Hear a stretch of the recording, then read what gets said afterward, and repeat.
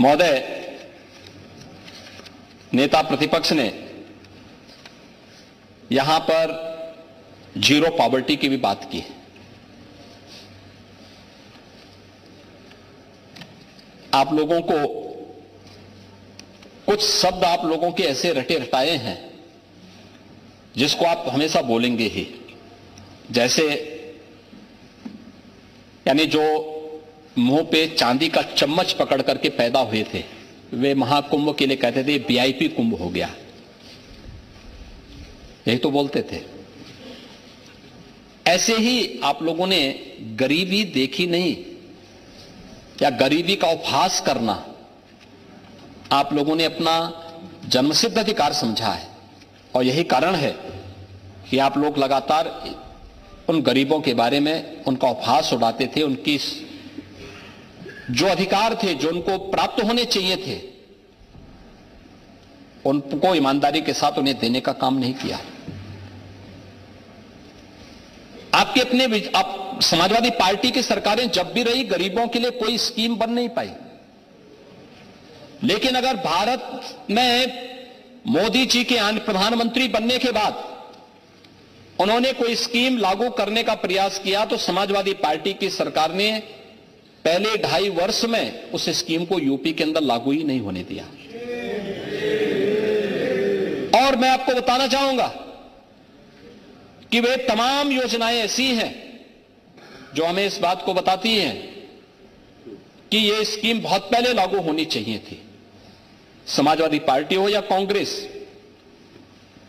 प्रधानमंत्री आवास योजना में अब तक देश के अंदर 4 करोड़ गरीबों के आवास बने हैं 2014 से। उसके बाद उत्तर प्रदेश में 2017 के बाद 56 लाख गरीबों के एक आवास बनाए जा चुके हैं। समाजवादी पार्टी की सरकार थी, 2.5 वर्ष में पहले यानी 14 से लेकर के 2017 मार्च 17 तक उन्होंने कोई प्रस्ताव नहीं भेजा, कोई मकान नहीं आवंटित किया, क्योंकि गरीब आपकी प्राथमिकता में नहीं था। स्वच्छ भारत मिशन 2 अक्टूबर 2014 से लागू हुआ। स्वच्छ भारत मिशन में अप्रैल 2017 से लेकर के अब तक हम लोगों ने 2.25 करोड़ लोगों को, 3.25 करोड़ परिवारों को एक शौचालय बना करके दिया। आप लोगों ने 2.5 वर्ष में यानी बहुत कम संख्या में टॉयलेट बनाए थे, क्योंकि आपकी प्रायोरिटी नहीं थी, आप लोगों ने कभी इसको महत्व नहीं दिया। वन्य गांवों को आजादी के बाद भी जिन्हें न्याय नहीं मिल पाया था, उन्हें मतदाता नहीं बनाया गया था, उनका शोषण होता था, उन्हें राजस्व गांव के रूप में मान्यता नहीं मिली थी, कोई स्कूल नहीं, पेयजल की व्यवस्था नहीं, राशन कार्ड की सुविधा नहीं। मुझे प्रसन्नता है कि 2017 में हमारी सरकार आई, हमने 56 से अधिक ऐसे गांवों को राजस्व गांव के रूप में मान्यता देकर के उन्हें समाज और राष्ट्र की मुख्य धारा के साथ जोड़ करके उन्हें मतदाता भी बनाया, राशन कार्ड भी दिया, सभी प्रकार की सुविधाओं से उन्हें आच्छादित करने का काम किया। भारत नेपाल बॉर्डर पर थारू जनजाति रहती है। चित्रकूट, मिर्जापुर में कोल जाति के लोग रहते हैं। भगवान राम के समय से उनका इतिहास जुड़ा हुआ है। चेरो, गोड़ और अन्य जातियां आपके सोनभद्र, मिर्जापुर, चंदौली इन जनपदों में रहती है। सहरिया बुंदेलखंड में रहती है, झांसी में, झांसी ललितपुर में। कोई स्कीम आपके पास नहीं थी। मुसर, कुशीनगर से लेकर के महाराजगंज, कुशीनगर से लेकर के आपके सोनभद्र तक एक बड़ी आबादी निवास करती थी। हैंड टू माउथ थे, कुछ भी नहीं था, न राशन कार्ड था, न जमीन का पट्टा था, न झोपड़ी ही थी। इस युग में भी जैसे तैसे जीवन यापन कर रहे थे। और मुझे बताते हुए प्रसन्नता है कि सभी लोगों को जमीन के पट्टे देकर के एक आवास देने का काम किया गया। इन सभी को सिचुएशन के लक्ष्य तक पहुंचाने के कार्यक्रम को आगे बढ़ाया गया। आप गरीबों की बात करेंगे? पीएम स्वामित्व योजना में देश के अंदर 2 करोड़ लोगों को जहां पर मकान वहीं पे उसका जमीन का पट्टा मिले, यह पहली बार हुआ है। हम आभारी हैं प्रधानमंत्री मोदी जी के। और यूपी 2 करोड़ में से 1 करोड़ अकेले यूपी में हमारी सरकार ने किया है, हमारी सरकार ने किया है। जहां पे जिसकी झोपड़ी है, जहां पे मकान है, वहीं का पट्टा उसको प्राप्त होगा। और बाकायदा ड्रोन से सर्वे करके खुली बैठक में वहां पर उसका रेखांकन करने के बाद फिर वह पट्टा उन्हें दिया जाता है, उसके नाम पे वह उसका मालिकाना अधिकार देने का काम भी हुआ है। 1 करोड़ अकेले यूपी ने किया है। और अब हमारी सरकार आई है, देश की सबसे बड़ी आबादी का राज्य है। महाकुंभ का यह प्रसाद तो सब तक पहुंचना चाहिए ना। और इसलिए हमने तय किया है कि अगले 3 वर्ष के अंदर उत्तर प्रदेश गरीबी रेखा से पूरी तरह मुक्त हो। गरीबी, हर व्यक्ति को जीवन स्तर इतना उठाएंगे कि वह सम्मान के साथ अपने को कह सके कि हम उत्तर प्रदेशवासी हैं। क्योंकि आप लोगों ने तो उत्तर प्रदेश के नौजवानों के सामने, उत्तर प्रदेश वासियों के सामने पहचान का ही संकट खड़ा कर दिया था।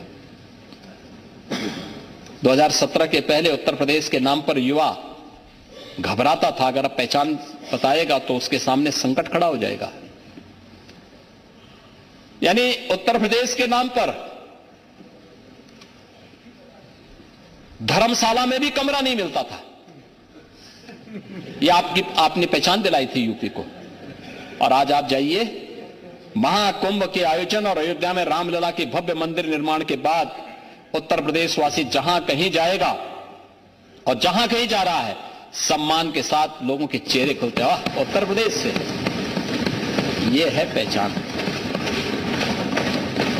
यह है पहचान। आप पहचान का संकट खड़ा करने वाले लोग हैं। हमने उत्तर प्रदेश की पहचान उत्तर प्रदेश वासियों को दी है, उत्तर प्रदेश के नौजवानों को दी है। और यही पहचान, ये ऊर्जा, ये प्रतिभा जो उत्तर प्रदेश के पास है, उन गरीबों के पास है, उसको उसका अधिकार दिलाने का काम सरकार करेगी। और सरकार ने इस योजना में सर्वे का काम पहले चरण का पूरा कर लिया है। और मुझे बताते हुए अध्यक्ष जी, पिछले 7.25 वर्ष में 6 करोड़ से अधिक लोगों को हम लोगों ने गरीबी रेखा से ऊपर उठाने में मदद की है। और अब तक देश के अंदर लगभग 25 करोड़ लोग गरीबी रेखा से ऊपर उठे हैं। और उत्तर प्रदेश के अंदर जिस कार्यक्रम को हम आगे बढ़ाने जा रहे हैं, 13.5 लाख ऐसे परिवार हमने चिन्हित किए हैं। 13.5 लाख यानी 13,57,000 पहले चरण में हमने चिन्हित किए हैं। 13,57,000 का मतलब अगर एक परिवार में 5 सदस्य होंगे तो आप सहज अनुमान लगा सकते हैं कि यह एक बड़ी संख्या होगी, जो संख्या अगले 2 वर्ष के अंदर तो हम इन सबके जीवन स्तर को इतना बढ़ाएंगे कि हर परिवार 1.25 लाख से लेकर 1.5 लाख रुपए सालाना कमाने की सामर्थ्य अर्जित कर सके। जिसके पास मकान नहीं, मकान मिलेगा। जिसके पास किसी भी योजना के अंतर्गत पेंशन की स्कीम नहीं, पेंशन की स्कीम से वह पात्रता की श्रेणी में आता, उससे जुड़ेगा। जिनके पास जमीन का पट्टा नहीं, उनको जमीन का पट्टा मिलेगा। जिनके पास राशन कार्ड नहीं, राशन कार्ड। जिनके पास आयुष्मान का कार्ड नहीं, आयुष्मान कार्ड। अलग से सरकार ने इसके लिए बजट में व्यवस्था की और बजट में भी हम इस पर चर्चा करेंगे। हमने अलग से व्यवस्था की है, कन्वर्जन के माध्यम से भी सुविधा देंगे। लेकिन इन सबको, इन सभी सुविधाओं से संपन्न करने जा रहे हैं। आपको इसमें भी बुरा लगता है? आप लोग तो ये भी कहते हैं साहब, ये गरीबों को राशन बांटने की आवश्यकता क्या है? यानी जैसे केवल आपका ही अधिकार है, यानी समाजवादियों का ही अधिकार है कि समाजवादी पेंशन भी ये पाएं और केंद्र में अपनी शिक्षा अर्जित कर सकता है। यह बनाने का काम हम लोग उनके माध्यम से करने जा रहे हैं। उनके स्किल डेवलपमेंट के कार्यक्रम के साथ उन्हें जोड़ने या अप्रेंटिसशिप की स्कीम के साथ जोड़ने की कार्रवाई के साथ हम उनको जोड़ेंगे। उनको उन सभी सुविधाओं से आच्छादित करने का काम करेंगे जो सरकार की प्रतिबद्धता है और प्रधानमंत्री मोदी जी का विजन है, उसके अनुसार हम इस कार्यक्रम को आगे बढ़ाने का काम करेंगे और इस पर सरकार कार्य कर रही है। और महामहिम राज्यपाल जी ने उसी बात का उल्लेख अपने अभिभाषण में भी किया है।